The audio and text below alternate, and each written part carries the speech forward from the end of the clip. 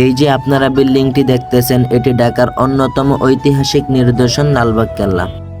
400 বছর পুরনো এই জায়গার ভিতরে কি কি আছে আর এখানে কিভাবে আসতে হয়, সম্পূর্ণ ভিডিও দেখলে বুঝতে পারবেন। চলুন ভিডিও শুরু করা যাক। হ্যালো বন্ধুরা, আসসালামু আলাইকুম। বিজয় দিবস উপলক্ষে 4 বন্ধু রওনা হলাম লালবাগ কেল্লা দেখার উদ্দেশ্যে।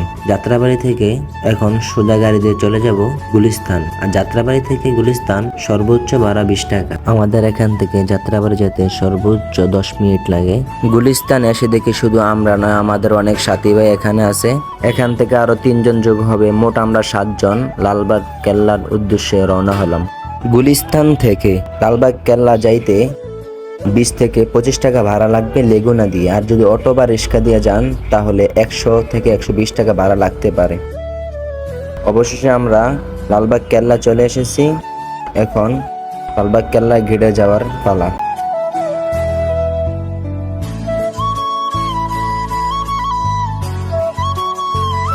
এখন আমরা লালবাগ কেল্লায় প্রবেশ করব। আমার জানা মতে লালবাগ কেল্লায় কোনো টিকিটই লাগে না। দেখতে থাকুন ভিডিওটি শেষ পর্যন্ত।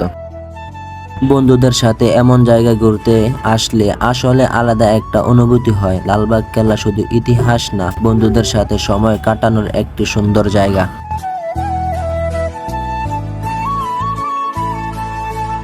দূর থেকে ভাবতেছি যে এই বিল্ডিংটায় প্রবেশ করা যাবে কিনা। এখানে কিন্তু একটা বিল্ডিংয়েই প্রবেশ করা যায় না।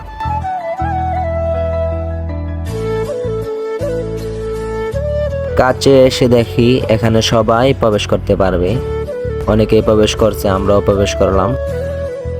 এখানে অনেক ছবি তুললাম। ভিতরের পরিবেশটাও অনেক ভালো, সুন্দর। রাজাদের পরিবেশ আর কি হবে।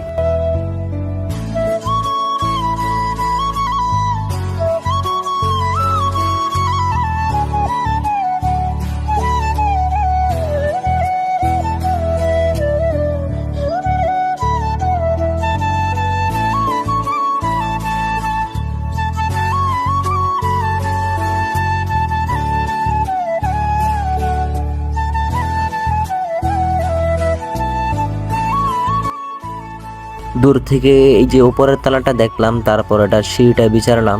সিঁড়ি আছে ঠিকই, কিন্তু এটার উপরে ওঠার চেষ্টা করলাম। উপরে উঠছে ঠিকই, কিন্তু এটার গেট আছে, গেটটা লক করে রাখছে, তাই আর উপরের তলায় ওঠা হলো না। তারপর সামনে এসে দেখি বিশাল এক গর্ত। গর্ত আছে ঠিকই, কিন্তু গর্তের ভিতরে কোনো পানি নেই।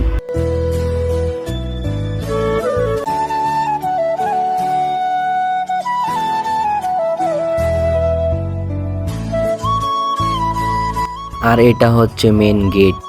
রাজা বাদশাদের আমলে ছিল, এটা হচ্ছে মেন গেট।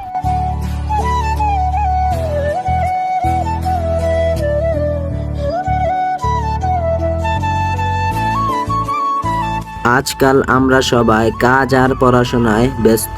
মাঝে মাঝে এমন জায়গায় বন্ধুদের নিয়ে ঘুরতে আসায় মনটাকে ফ্রেশ করে দেয়।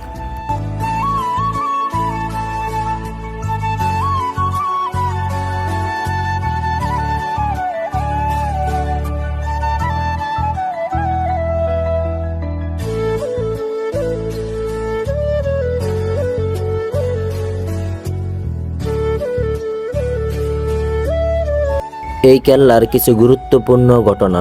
মুঘল যুবরাজ শাহজাদা মোহাম্মদ আজম এই কেল্লার নির্মাণ কাজ শুরু করেন। তখন ঢাকার নাম ছিল জাহাঙ্গীরনগর।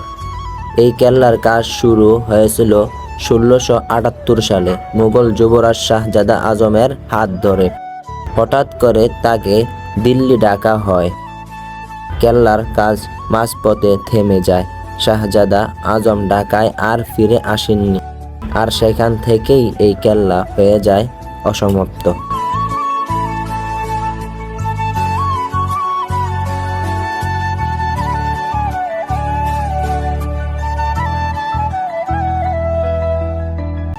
পরিকল্পনা ছিল বিশাল দুর্গ বানানোর। আজ আমরা যা দেখি তা তার অসম্পূর্ণ অংশ। এই কেল্লা আজও অসমাপ্ত, আর এটাই একে আরো রহস্য করে তুলছে। ব্রিটিশ শাসনামলে কেল্লা অবহেলিত হয়। পরে সরকারিভাবে সংরক্ষণ শুরু হয়। অনেক বছর অবহেলিত থাকার পর লালবাগ কেল্লা আবার আমাদের ঐতিহাসিক হিসেবে ফিরে আসে। এটাই হচ্ছে লালবাগ কেল্লা। এখন আমরা এখান থেকে বের হয়ে সোজা খাবারের হোটেলে চলে যাব, কারণ সকালে আসছি এখনো কিছু খাইনি। অনেকক্ষণ খোঁজার পর খাবার পাইছি, শুধু বিরিয়ানি, অন্য কোনো খাবার নাই। কারণ অনেক মানুষ, অনেক ভিড় ছিল, 16 ডিসেম্বর ছিল, এই কারণে শুধু বিরিয়ানি পাইছি। শুধু বিরিয়ানি খাওয়া যায় না, শুকনা শুকনা, অনেক কষ্টে খাইছি।